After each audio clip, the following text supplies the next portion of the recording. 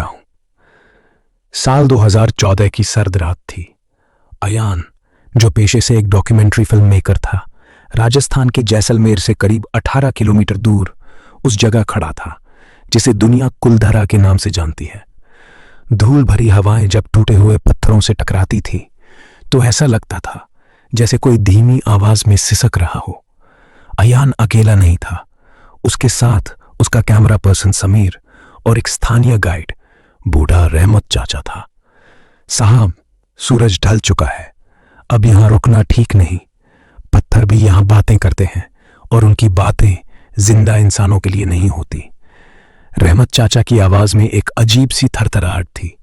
अयान ने हंसते हुए अपने नाइट विजन कैमरे को ट्राइपॉड पर सेट किया।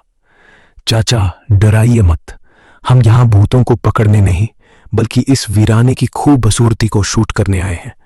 10-100 साल पहले यहां के लोग एक ही रात में गांव छोड़कर चले गए थे। बस यही रहस्य मुझे दुनिया को दिखाना है। लेकिन रहमत चाचा की आंखें कुछ और ही देख रही थी। उन्होंने उस दिशा में इशारा किया जहां गांव का पुराना मंदिर खंडर बन चुका था। वे गए नहीं थे साहब, उन्हें मजबूर किया गया था, और जाते जाते वे इस मिट्टी को ऐसा श्राप दे गए कि आज भी यहां कोई रात नहीं गुजार पाता।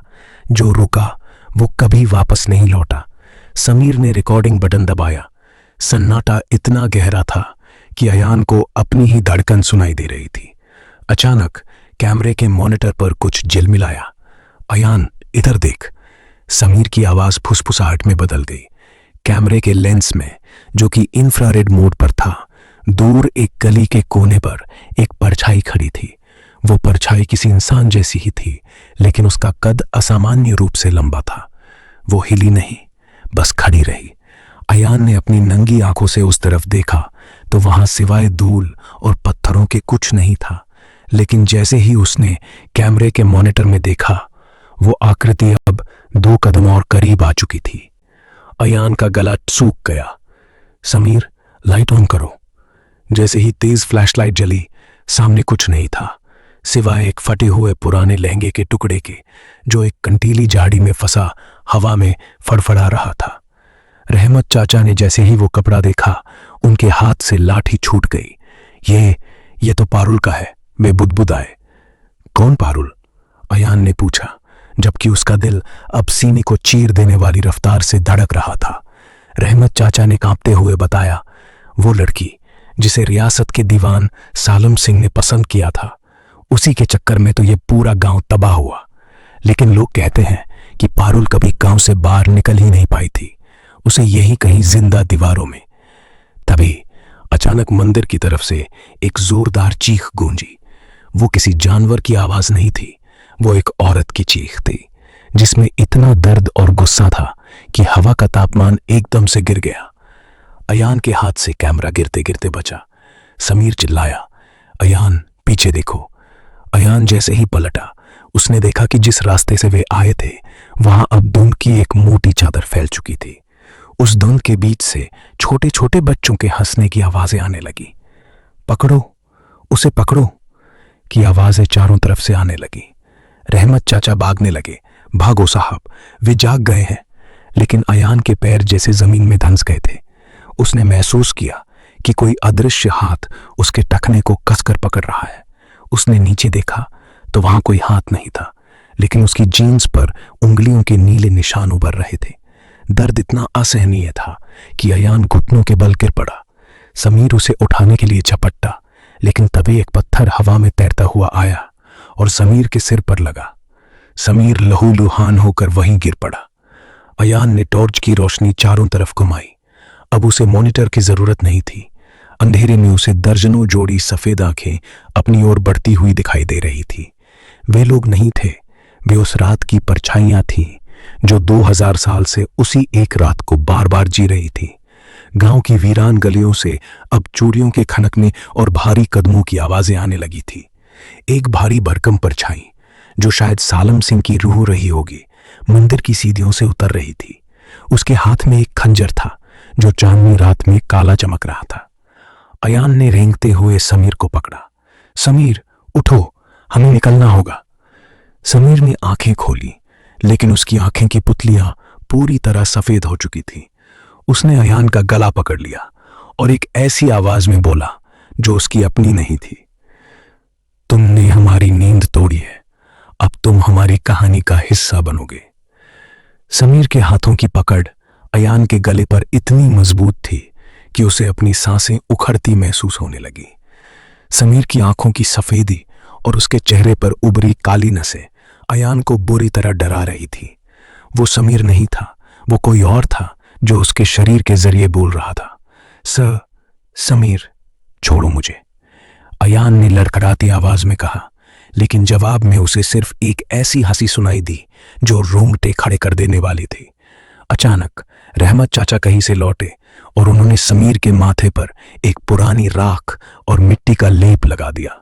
जैसे ही वो मिट्टी समीर की त्वचा से छुई, वो जोर से चीखा और अयान को छोड़कर पीछे जा गिरा। वो बेहोश हो चुका था। साहब, इसे यहां से उठाओ। मंदिर की पुरानी दीवारों से पारुल के गांव वाले अब अपनी बलि मांग रहे हैं, रहमत चाचा ने चिल्लाकर कहा। अयान ने बिना कुछ सोचे समीर के भारी शरीर को अपने कंधों पर लादा।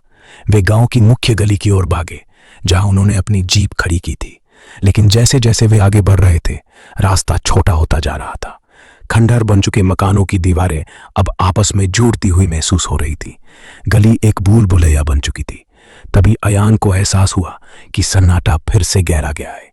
लेकिन यह सन्नाटा सुकून देने वाला नहीं था। धूल भरी हवा में अब सड़ी हुई लाशों जैसी दुर्गंध आने लगी थी। चाचा, जीप कहाँ है? अयान ने हांफते हुए पूछा। रहमत चाचा अचानक रुक गए। उनके सामने वही पुरानी कुएं वाली जगह थी जहां गांव की औरतें पानी भरने आती थी।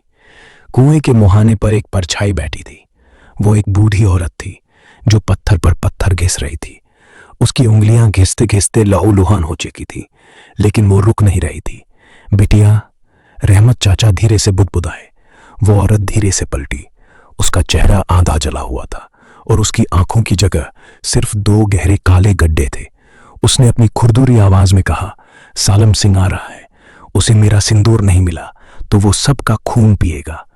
जैसे ही उसने ये कहा, कुएं के अंदर से पानी के उबलने जैसी आवाज आई। अचानक हजारों बिच्छू कुएं से बाहर निकलने लगे और जमीन पर काली चादर की तरह फैल गए। अयान ने पीछे मुड़कर देखा तो उनके पीछे का रास्ता अब गायब हो चुका था। वे उस खंडहर गांव के बीचों बीच फंस चुके थे। अयान ने अपनी टॉर्च चलाई, लेकिन रोशनी की किरणें भी उस घने अंधेरे को चीर नहीं पा रही थी। तभी उसे महसूस हुआ कि उसके कंधे पर रखा समीर अब बहुत हल्का हो गया है। उसने घबरा कर नीचे देखा तो उसके कंधे पर समीर नहीं, बल्कि एक सूखी हुई पुरानी लाश थी जिसका जबड़ा खुला हुआ था। अयान ने चिल्लाकर उस लाश को फेंक दिया। समीर, समीर कहाँ गया? रहमत चाचा भी गायब थे। अयान अब पूरी तरह अकेला था। तभी दूर से उसे पायलों की झंकार सुनाई दी। छन छन छन छन।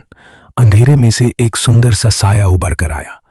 वो एक युवती थी जिसके कपड़े राजस्थानी परंपरा के थे, लेकिन वे पूरी तरह फटे हुए और मिट्टी में सने थे। उसने अपना हाथ अयान की ओर बढ़ाया। उसकी हथेली पर ताजी मेहंदी लगी थी जिससे खून की बूंदें टपक रही थीं। तुम यहां क्यों आए हो परदेसी? उसने पूछा। उसकी आवाज में एक अजीब सा सम्मोहन था। अयान ने पीछे हटने की कोशिश की, लेकिन उसके पैर पत्थर की तरह जम गए थे। मैं सिर्फ एक फिल्म बना रहा था। फिल्म? वो युवती हंसी। वो हंसी धीरे धीरे रोने में बदल गई। यहां कोई फिल्म नहीं बनती, यहां सिर्फ मौत का तमाशा होता है। सालम सिंह ने मेरी रूह को इस गांव की नींव में दबा दिया था। अब जब तक यहां 101 बेगुनाहों का खून नहीं गिरता, ये श्राप खत्म नहीं होगा। अचानक उस युवती का चेहरा बदलने लगा। उसकी त्वचा पिघल कर गिरने लगी और नीचे से एक कंकाल झांकने लगा। उसने अयान की शर्ट पकड़ ली और उसे कुएं की तरफ खींचने लगी। अयान ने संघर्ष किया। छोड़ो मुझे जाने दो। तभी उसे दूर से रहमत चाचा की आवाज सुनाई दी, जो किसी मंत्र का जाप कर रहे थे। एक तेज रोशनी का धमाका हुआ और वो आकृति धुएं में बदल गई। अयान ने देखा कि वो कुएं के बिल्कुल किनारे खड़ा था। बस एक कदम और वो हजारों फीट गहरे उस सूखे कुएं में गिर जाता। रहमत चाचा ने उसका हाथ पकड़ा। साहब, होश में आओ, ये सब माया है। गांव का हर पत्थर तुम्हें भ्रम में डाल रहा है। हमें सूरज निकलने तक मंदिर के गर्भगृह में छुपना होगा। वही एकमात्र जगह है जहां ये रूहें नहीं आ सकती। वे दोनों भागते हुए मंदिर की ओर बढ़े, लेकिन जैसे ही उन्होंने मंदिर की दहलीज पर कदम रखा, भारी पत्थर का दरवाजा अपने आप बंद हो गया। मंदिर के अंदर पूरी तरह अंधेरा था और दीवारें अब फुसफुसाने लगी थी। अयान ने अपनी टॉर्च फर्श पर मारी, जहां उसे समीर पड़ा हुआ मिला। वो अभी भी बेहोश था, लेकिन उसके शरीर पर अब खरोंच के निशान थे, जो किसी जंगली जानवर के नाखूनों जैसे लग रहे थे। तभी मंदिर के छत से खून की बूंदें टपकने लगी। मंदिर के गर्भगृह में टपकती खून की बूंदों ने फर्श पर एक अजीब सी आकृति बनाना शुरू कर दिया था। अयान ने अपनी टॉर्च की रोशनी छत की ओर घुमाई, लेकिन वहां सिवाय काले पत्थरों और मकड़ी के जानों के कुछ नहीं था। फिर भी टप टप की। साहब, ऊपर मत देखिए। जो ऊपर देखता है वो अपनी रूह खो देता है। रहमत चाचा ने कांपती आवाज में अयान को चेतावनी दी। वे फर्श पर बैठकर अपनी माला फेर रहे थे और कोई प्राचीन प्रार्थना पढ़ रहे थे। अयान ने पसीने से लथपथ होकर समीर की नब्ज चेक की। वो चल रही थी, लेकिन बहुत धीमी। तभी मंदिर के पत्थरों के बीच से एक ठंडी सरसराहट आई। दीवारें धीरे धीरे करीब आती महसूस हो रही थी। ऐसा लग रहा था मानो मंदिर का ढांचा ही एक जीवित राक्षस हो, जो उन्हें निगलने के लिए तैयार है। अचानक समीर की आंखें झटके से खुली। वो उठकर बैठ गया, लेकिन उसकी नजरें दीवार की ओर टिकी थीं। उसने अपनी उंगली से दीवार पर कुछ खुरचना शुरू किया। उसके नाखून पत्थरों से रगड़काकर टूट रहे थे। खून निकल रहा था, लेकिन उसे कोई दर्द नहीं हो रहा था। समीर, ये क्या कर रहे हो? अयान चिल्लाया और उसे रोकने की कोशिश की। समीर ने मुड़कर अयान की तरफ देखा। उसके चेहरे पर एक फीकी, भयानक मुस्कान थी। उसने दीवार पर खून से एक नाम लिखा था, सालम सिंह। जैसे ही वो नाम पूरा हुआ, मंदिर की दीवारों पर लगी मशालें अपने आप जल उठी, लेकिन उनकी रोशनी पीली नहीं बल्कि नीली थी। उस नीली रोशनी में अयान ने देखा कि मंदिर के कोनों में दर्जनों छायाकृतियां खड़ी थीं। वे सब गांव वाले थे। कंकाल जैसे शरीर, फटे हुए कपड़े और आंखों में अंतहीन दर्द। इन्होंने हमें छोड़ दिया।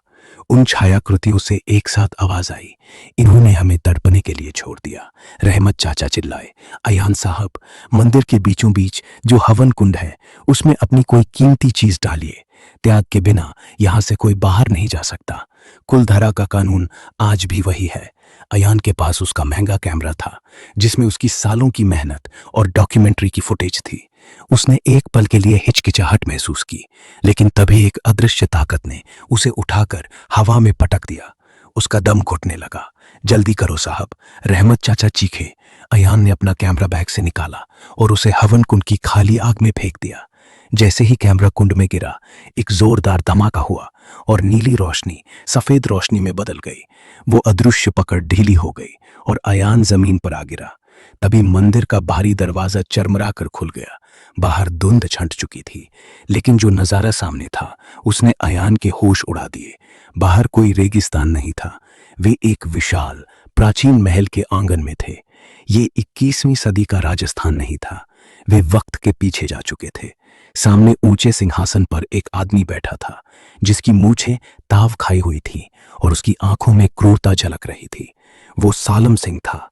उसके सामने वही युवती पारुल जंजीरों में जकड़ी खड़ी थी। तो तुम हो वो मुसाफिर जो भविष्य से आए हो। सालम सिंह की आवाज बिजली की कड़क जैसी थी। मेरे गांव का राज जानने आए थे। देखो देखो कैसे एक रात में पूरा इतिहास मिटा दिया जाता है। अयान ने देखा कि रामत चाचा और समीर अब उसके पास नहीं थे। वो उस खौफनाक दरबार में अकेला खड़ा था। सालम सिंह ने हाथ का इशारा किया और सिपाहियों की एक भीड़ अयान की तरफ बढ़ी। उनके हाथों में जो तलवारें थीं, उनसे ताजा खून टपक रहा था। अगर तुम यहां से जिंदा जाना चाहते हो, सालम सिंह ने हंसते हुए कहा, तो तुम्हें पारुल की जगह लेनी होगी। इस मिट्टी को एक नया पहरेदार चाहिए। अयान पीछे भागा, लेकिन भागते भागते उसका पैर फिसल गया और वो एक कालकोठरी जैसे गड्ढे में गिर गया। गिरते समय उसे सिर्फ पारुल की रुलाई सुनाई दी, भागो, यहां कोई अंत नहीं है, ये एक चक्र है। अयान की आंखें खुली। वो जीप की पिछली सीट पर था। समीर गाड़ी चला रहा था और रहमत चाचा बगल में बैठे थे। सुबह की पहली किरणें अरावली की पहाड़ियों पर पड़ रही थी। शुक्र है साहब, आप जाग गए। आप मंदिर में बेहोश हो गए थे, रहमत चाचा ने शांत भाव से कहा। अयान ने राहत की सांस ली। तो वो सब एक सपना था। उसने अपना हाथ देखा। उसकी हथेली पर ताजी मेहंदी से सालम सिंह लिखा था और वो अभी भी गीली थी। तभी उसने जीप के रियर व्यू मिरर में देखा। पीछे की सीट पर, जहां वो अकेला था, उसके बगल में एक पारदर्शी साया बैठा था जिसने अपना सिर उसके कंधे पर रखा हुआ था। समीर ने अचानक ब्रेक मारा। अयान, हम कहाँ जा रहे हैं? ये रास्ता तो जैसलमेर का नहीं है। अयान ने बाहर देखा। चारों तरफ सिर्फ वही टूटे हुए खंडर थे। वे गांव से बाहर निकले ही नहीं थे। वे पिछले 3 घंटों से उसी एक गली में चक्कर काट रहे थे और अब जीप के बोनट पर एक कटा हुआ सिर रखा था जो बिल्कुल अयान जैसा दिखता था। जीप के बोनट पर रखे उस कटे हुए सिर को देखकर अयान की चीख गले में ही फंस गई। वो चेहरा हूबहू उसका था। वही घनी दाढ़ी, वही माथे पर छोटा सा चोट का निशान और वही फटी हुई आंखें जो अब बेजान होकर आसमान की ओर ताक रही थी। समीर ने स्टीयरिंग छोड़ दिया और उसके हाथ कांपने लगे। अयान, ये क्या है? हम बाहर क्यों नहीं निकल पा रहे? रहमत चाचा, जो अब तक शांत थे, अचानक जोर जोर से हंसने लगे। उनकी हंसी किसी इंसान की नहीं, बल्कि पुरानी सूखी लकड़ियों के टूटने जैसी कर्कश थी। उन्होंने मुड़कर अयान की ओर देखा। उनकी आंखों की पुतलियां अब पूरी तरह गायब हो चुकी थीं। सिर्फ 2 सफेद गोले बचे थे। साहब, मैंने कहा था, जो यहां रुकता है वो कभी वापस नहीं लौटता। तुम जिसे मैं कह रहे हो वो तो पीछे मंदिर की दहलीज पर ही छूट गया। अब तुम सिर्फ एक साया हो जिसे अपनी मौत का यकीन नहीं हो रहा। अयान ने घबराकर अपने सीने पर हाथ रखा। कोई धड़कन नहीं थी। उसने अपने हाथ को खिड़की के कांच के पार ले जाने की कोशिश की और उसका हाथ लोहे और कांच को चीरता हुआ बाहर निकल गया। वो कांप उठा। वो मर चुका था, लेकिन कब, कैसे? अचानक जीप के चारों ओर वही धुंध फिर से घिर गई। इस बार धुंध में से सैकड़ों हाथ निकले और जीप को पलटने लगे। समीर चिल्ला रहा था, लेकिन उसकी आवाज धीरे धीरे कम होती गई, जैसे वो किसी बहुत गहरे कुएं में गिर रहा हो। समीर! अयान ने उसे पकड़ने की कोशिश की, लेकिन उसके हाथ हवा में तैरते रहे। तभी अयान ने देखा कि जीप के सामने वही लड़की, पारुल, खड़ी थी। उसके हाथ में वही खंजर था जो उसने सालम सिंह के पास देखा था। उसने अयान की ओर इशारा किया। समय का पहिया फिर से घूम गया है। हर 100 साल में ये गांव 3 नई रूहें मांगता है ताकि श्राप की आग जलती रहे। एक गाइड, एक कैमरा चलाने वाला और एक कहानी कहने वाला। अयान को सब समझ आने लगा। रहमत चाचा कोई गाइड नहीं थे। वे उस श्राप के रक्षक थे जो पिछले कई दशकों से शिकार फुसलाकर यहां ला रहे थे। और समीर की रूह को मंदिर की दीवारों ने पहले ही सोख लिया था। अब तुम्हारी बारी है, पारुल ने कहा। तुम्हें वो कहानी पूरी करनी होगी जो अधूरी रह गई थी। तुम्हें यहाँ के हर पत्थर में अपनी चीखें दर्ज करनी होंगी। अयान भागने लगा। वो खंडहरों के बीच से, टूटी हुई छतों के ऊपर से उड़ता हुआ भाग रहा था, लेकिन वो जहां भी जाता वापस उसी कुएं के पास पहुंच जाता। वहां अब 3 कब्रें खुदी हुई थीं। एक पर समीर लिखा था, एक पर रहमत और तीसरी कब्र खाली थी जिस पर पत्थर से अयान उकेरा जा रहा था। अदृश्य छैनी और हथौड़ी की आवाजें पूरे गांव में गूंज रही थीं। ठक ठक ठक। अचानक उसे एक पुरानी हवेली के अंदर से रोशनी दिखाई दी। वो वही हॉन्टेड हवेली थी जिसका जिक्र उसने अपनी रिसर्च में पढ़ा था। वो अंदर घुसा। अंदर का नजारा और भी खौफनाक था। हवेली के हर कमरे में आईने लगे थे। अयान जैसे ही एक बड़े आईने के सामने खड़ा हुआ, उसने देखा कि आईने के अंदर वो जिंदा है। आईने वाला अयान मदद के लिए चिल्ला रहा था। वो कांच पर हाथ मार रहा था, लेकिन बाहर खड़ा अयान, जो अब सिर्फ एक रूह था, उसे देख पा रहा था पर बचा नहीं सकता था। तभी आईने के अंदर से एक काला साया निकला और उसने जिंदा अयान का गला पकड़ लिया। वो साया कोई और नहीं बल्कि सालम सिंह था। तुम्हारी रूह मेरी कैद में रहेगी और तुम्हारा शरीर इस गांव की धूल बनेगा। सालम सिंह की आवाज गूंजी। अयान ने महसूस किया कि उसकी रूह अब धीरे धीरे धुंधली हो रही है। वो मिट रहा था। तभी उसे याद आया कि उसने मंदिर के कुंड में अपना कैमरा फेंका था। त्याग, उसे कुछ और भी त्यागना होगा। उसने अपनी यादें, अपना नाम और अपनी पहचान को उस अंधेरे को सौंपने का फैसला किया ताकि वो इस चक्र को तोड़ सके। जैसे ही उसने अपनी आखिरी याद, अपनी माँ का चेहरा दिमाग से मिटाया, एक भयानक चीख के साथ पूरी हवेली ढहने लगी। जैसे ही अयान ने अपनी आखिरी याद उस अंधेरे को सौंपी, हवेली की दीवारें किसी कागज की तरह फटने लगी। पत्थरों के गिरने की आवाजें अब इंसानी चीखों में बदल चुकी थीं। अयान को महसूस हुआ कि वो किसी गहरी खाई में गिर रहा है, जहां न रोशनी थी न हवा। तुमने खुद को मिटा दिया, लेकिन क्या ये काफी है? एक भारी गूंजती हुई आवाज उसके कानों में पड़ी। ये सालम सिंह की आवाज थी, जो अब चारों दिशाओं से आ रही थी। अयान की रूह एक ठंडे फर्श पर जाकर गिरी। उसने आंखें खोली तो देखा कि वो उसी मंदिर के गर्भगृह में है, लेकिन इस बार मंदिर टूटा हुआ नहीं था। वो पूरी तरह नया और भव्य था। चारों तरफ मशालें जल रही थीं और खुशबूदार धूप का धुआं हवा में तैर रहा था। ये 1850 की वही रात थी जब कुलधरा का भाग्य लिखा गया था। अचानक मंदिर का दरवाजा खुला। एक युवती भागती हुई अंदर आई और मूर्ति के पीछे छुप गई। वो पारुल थी। वो कांप रही थी और उसके कपड़ों पर खून के धब्बे थे। उसके पीछे पीछे भारी जूतों की आवाज आई। सालम सिंह अपने सैनिकों के साथ अंदर दाखिल हुआ। बाहर आओ पारुल, पूरा गांव तुम्हारी एक हाँ के लिए तड़प रहा है। अगर तुम मेरे साथ मैल नहीं चली तो कल का सूरज इस गांव का कोई भी इंसान नहीं देख पाएगा, सालम सिंह ने दहाड़कर कहा। अयान, जो अब एक अदृश्य साया बनकर ये सब देख रहा था, पारुल के पास पहुंचा। पारुल ने अचानक अयान की ओर देखा। उसकी आंखों में आंसू नहीं, बल्कि दहकता हुआ अंगारा था। उसने अयान का हाथ पकड़ लिया। अदृश्य होने के बावजूद अयान को उसकी पकड़ का एहसास हुआ। तुम वो हो जो अंत देखने आए हो? पारुल ने फुसफुसाते हुए पूछा। तो देखो कैसे एक श्राप जन्म लेता है। पारुल ने अपनी कमर से एक कटार निकाली और उसे अपनी हथेली पर फेर लिया। उसका खून मंदिर के फर्श पर बनी उस आकृति में जा गिरा जिसे अयान ने भविष्य में देखा था।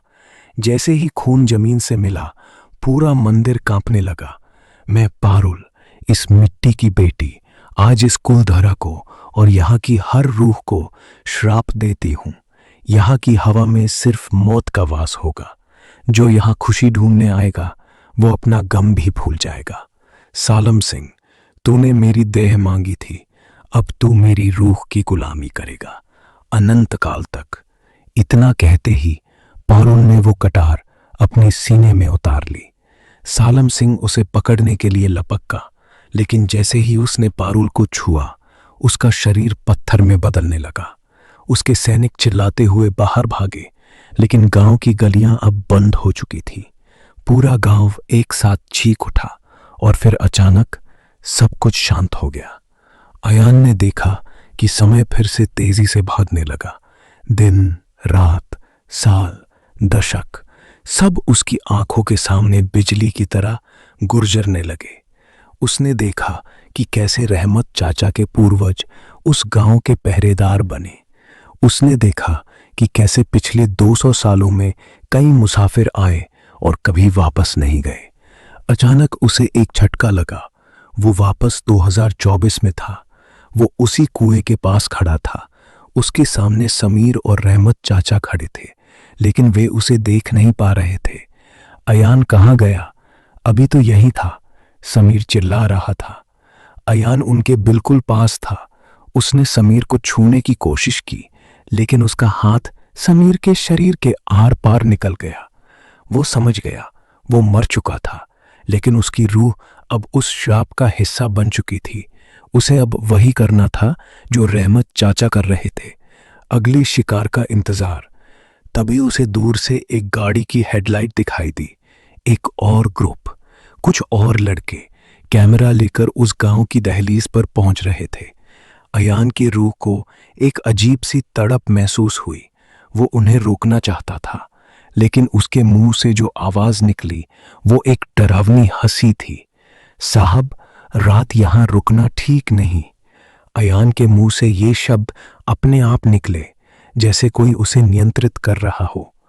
अयान की रूह अब उस पुराने जर्जर शरीर में समा चुकी थी, जिसे दुनिया रहमत चाचा के नाम से जानती थी। उसे समझ आया कि रहमत चाचा कभी कोई इंसान थे ही नहीं, बल्कि वे भी अयान की तरह एक मुसाफिर थे, जो इस श्राप का हिस्सा बनकर सदियों से यहां फंसे हुए थे। अयान, जो अब रहमत के रूप में था, ने देखा कि नई गाड़ी से 3 लड़के उतरे। उनके पास आधुनिक कैमरे, ड्रोन और महंगे गैजेट्स थे। वे हंस रहे थे और इस जगह को एक एडवेंचर समझ रहे थे। भाई, यहाँ का वाइब तो सच में डरावना है। आज रात यहीं कैंप करेंगे, उनमें से एक ने कहा, जिसका नाम कबीर था। अयान रहमत के रूप में धीरे धीरे उनकी ओर बढ़ा। उसके कदम भारी थे और उसके अंदर की असली रूह चीख रही थी, भागो, यहां से भाग जाओ। लेकिन उसके मुंह से जो शब्द निकले वे वही पुराने मकार शब्द थे, साहब, रात यहां रुकना ठीक नहीं, पत्थर भी यहां बातें करते हैं। कबीर ने अयान की ओर देखा और हंसा, अरे चाचा, आप भी वही पुरानी कहानियां सुना रहे हो। हम प्रोफेशनल गोस्ट हंटर्स हैं, हमें डर नहीं लगता। अयान के अंदर का असली अयान तड़प उठा। उसने देखा कि समीर की रूह अब एक अंधेरे कोने में खड़ी थी। उसकी आंखें लाल थी और वो उन लड़कों की गर्दन की ओर देख रहा था। समीर अब पूरी तरह से एक शिकारी बन चुका था। श्राप ने उसकी मासूमियत को भूख में बदल दिया था। रात गहराती गई। लड़कों ने गांव के बीचों बीच आग जलाई। अयान उनके पास ही बैठा था। वो चाहकर भी उन्हें सच नहीं बता रहा था। तभी गांव के खंडरों से एक धीमी लोरी सुनाई देने लगी, सो जा लाल, मिट्टी की चादर तान, यहां जो सोया वो बना पत्थर का इंसान। हवा इतनी ठंडी हो गई कि आग की लपटें नीली पड़ने लगी। कबीर का कैमरा अचानक चालू हो गया और उसमें से एक अजीब सी फुटेज चलने लगी। वो फुटेज अयान के उसी कैमरे की थी जिसे उसने मंदिर के कुंड में फेंका था। स्क्रीन पर अयान का अपना चेहरा था, जो लहूलुहान था और चिल्ला रहा था, भागो, ये एक जाल है। ये क्या है? ये आदमी कौन है? कबीर घबराकर पीछे हटा। तभी मंदिर का घंटा अपने आप बजने लगा, टन टन टन। हर चोट के साथ जमीन फटने लगी।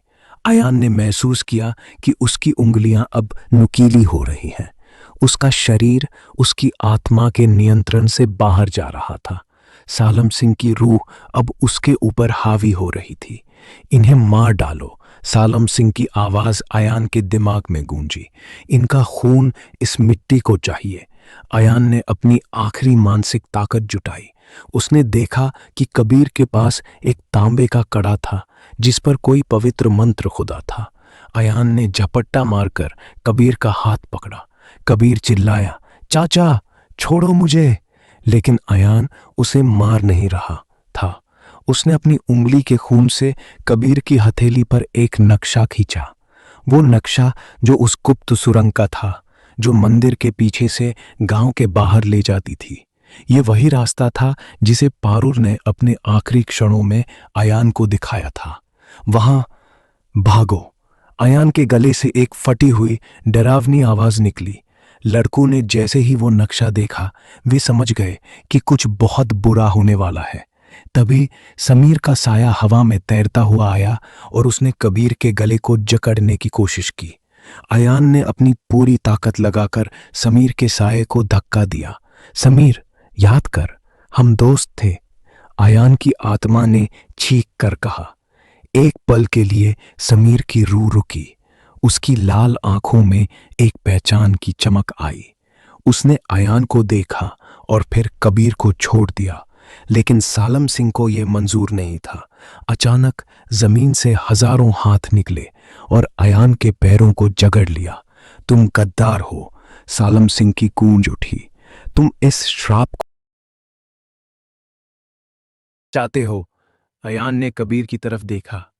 भागो, मंदिर के पीछे वाला पत्थर हटाओ और मत मुड़ना। लड़के पागलों की तरह भागने लगे। अयान ने उन्हें जाते हुए देखा और पहली बार उसे एक सुकून महसूस हुआ, लेकिन इसकी कीमत उसे चुकानी थी। सालम सिंह की रूह अब अयान के शरीर को अंदर से जला रही थी। अयान का शरीर धीरे धीरे पत्थर में बदलने लगा। वो उसी कुएं के पास बैठ गया जहां पारुल खड़ी थी। पारुल ने उसके सिर पर हाथ रखा। तुमने चक्र को कमजोर कर दिया है मुसाफिर, लेकिन तुम आजाद नहीं हो। अयान की आंखें अब पत्थर की हो रही थी। उसने आखिरी बार आसमान की ओर देखा, जहां चांद अब पूरी तरह से काला पड़ चुका था। वो अब उस गांव का एक परमानेंट स्टैच्यू बन चुका था, एक ऐसी मूर्ति जो आने वाले मुसाफिरों को रास्ता दिखाने के लिए तड़पती रहेगी। अयान का शरीर अब पूरी तरह से पत्थर बन चुका था, लेकिन उसकी चेतना अभी भी उस ठंडे बेजान बुत के भीतर कैद थी। वो कुलधरा की मुख्य गली के मुहाने पर एक रक्षक की तरह खड़ा था, आधा इंसान आधा चट्टान। रात का आखिरी पहर था। कबीर और उसके साथी उस गुप्त सुरंग के जरिए गांव की सरहद पार कर चुके थे। जैसे ही उन्होंने कुलधरा की सीमा लांघी, पीछे से एक जोरदार धमाका हुआ। पूरा गांव धूल के गुबार में ढक गया। 200 सालों से खड़ा वो श्रापित ढांचा अब अपनी ही यादों के बोझ तले दब रहा था। अयान की रूह ने महसूस किया कि सालम सिंह की शक्ति कमजोर पड़ रही है। पारुल की रूह उसके सामने प्रकट हुई। उसकी आंखों में अब वो दहकता गुस्सा नहीं था, बल्कि एक अजीब सी शांति थी। तुमने वो किया जो कोई नहीं कर पाया, पारुल ने धीमी आवाज में कहा। तुमने खुद को मिटाकर दूसरों को जीवन दिया। निस्वार्थ बलिदान ही इस मिट्टी के श्राप की काट थी। अचानक मंदिर के खंडरों से एक सफेद रोशनी फूटी। वो रोशनी अयान के पत्थर के शरीर को छूते ही उसे मोम की तरह पिघलाने लगी। अयान को लगा जैसे वो पानी में बदल रहा हो। समीर की रूह भी उस अंधेरे कोने से निकलकर रोशनी की ओर बढ़ने लगी। दोनों दोस्तों की रूहें एक बार फिर साथ थीं। अयान, क्या हम घर जा रहे हैं? समीर की आवाज अब वैसी ही थी जैसी कॉलेज के दिनों में हुआ करती थी। अयान ने मुस्कुराकर सिर हिलाया, लेकिन तभी जमीन के नीचे से एक काला हाथ निकला और अयान के पैर को जकड़ लिया। ये सालम सिंह का आखिरी अवशेष था। वो अकेला नर्क में नहीं जाना चाहता था। अगर मैं यहां सड़ूंगा तो तुम भी मेरे साथ रहोगे। सालम सिंह की रूह चिंगाड़ी। अयान ने समीर का हाथ झटक दिया। जाओ समीर, तुम निकलो, मैं इसे संभाल लूंगा। नहीं अयान, समीर चिल्लाया, लेकिन अयान ने अपनी पूरी रूहानी ताकत बटोरी और उस काले साए को गले लगा लिया। वो उसे खींचकर उस गहरे अनंत अंधेरे कुएं की ओर ले जाने लगा। जैसे ही वे कुएं के मुहाने पर पहुंचे, अयान ने पारुल की ओर देखा। पारुल ने अपना हाथ उठाया और कुएं के ऊपर एक अदृश्य मुहर लगा दी। एक जोरदार चीख के साथ सालम सिंह का वजूद उस कुएं की गहराइयों में हमेशा के लिए दफन हो गया। अयान भी उस अंधेरे में समा गया, लेकिन इस बार वो डरा हुआ नहीं था। वो जानता था कि उसने इस चक्र को तोड़ दिया है। सुबह हुई। सूरज की पहली किरणें ने कुलधरा की धूल को छुआ। गांव अब पहले जैसा नहीं था। पत्थर अब रोते नहीं थे। हवा में अब सिसकियां नहीं थी। वो भारीपन जो सदियों से यहाँ के वातावरण में था, वो गायब हो चुका था। जैसलमेर के पुलिस स्टेशन में कबीर और उसके साथी बदहवास हालत में पहुंचे। उन्होंने जो कहानी सुनाई उस पर किसी ने यकीन नहीं किया। पुलिस जब मौके पर पहुंची तो उन्हें वहां कोई जीप नहीं मिली, कोई कैमरा नहीं मिला। वहां सिर्फ रेत के टीले थे और टूटे हुए पत्थरों का एक ढेर। सिर्फ एक चीज अजीब थी। उस पुराने मंदिर के गर्भगृह के पास रेत में 2 मूर्तियां दबी हुई थीं। वे मूर्तियां पत्थर की नहीं थीं, बल्कि प्राचीन धातु की बनी मालूम होती थी। एक मूर्ति एक ऐसे युवक की थी जो हाथ में कैमरा लिए मुस्कुरा रहा है, और दूसरी एक युवती की थी जिसने अपने हाथ में एक जलता हुआ दिया पकड़ा था। सालों बाद लोग अभी भी कुलधरा जाते हैं। कुछ इसे पिकनिक स्पॉट कहते हैं, कुछ इसे अभी भी डरावना मानते हैं, लेकिन जो लोग गहराई से देखते हैं वे जानते हैं कि वहां की हवा में अब एक नई कहानी लिखी जा चुकी है। एक ऐसी कहानी जो डर से शुरू हुई लेकिन साहस और दोस्ती पर खत्म हुई। अयान और समीर का क्या हुआ, कोई नहीं जानता। कुछ लोग कहते हैं कि वे कभी वहां पहुंचे ही नहीं थे, और कुछ कहते हैं कि पूर्णिमा की रात को आज भी वहां दो साए एक साथ घूमते देखे जाते हैं, जो अब वहां शिकार नहीं करते बल्कि भटके हुए मुसाफिरों को रास्ता दिखाते हैं। कुलधरा अब शांत है, श्राप खत्म हो चुका है, लेकिन यादें आज भी पत्थरों में कैद हैं। और इस तरह कुलधरा का वो खौफनाक अध्याय हमेशा के लिए बंद हो गया। लेकिन याद रखिएगा, कुछ राज ऐसे होते हैं जिन्हें दफन ही रहने देना चाहिए। तो ये थी आज की वो दास्तान जो शायद आपको रातों को सोने न दे। अगर इस कहानी ने आपके रोंगटे खड़े कर दिए हैं तो अभी इस वीडियो को लाइक करें और कमेंट में अपनी सबसे डरावनी याद हमारे साथ शेयर करें। ऐसी ही और भी खौफनाक और अनसुलझी पहेलियों के लिए अपने इस चैनल द शैडो पर उस बेल आइकन को दबाना ना भूलें, ताकि अगली परछाई सबसे पहले आपके पास पहुंचे।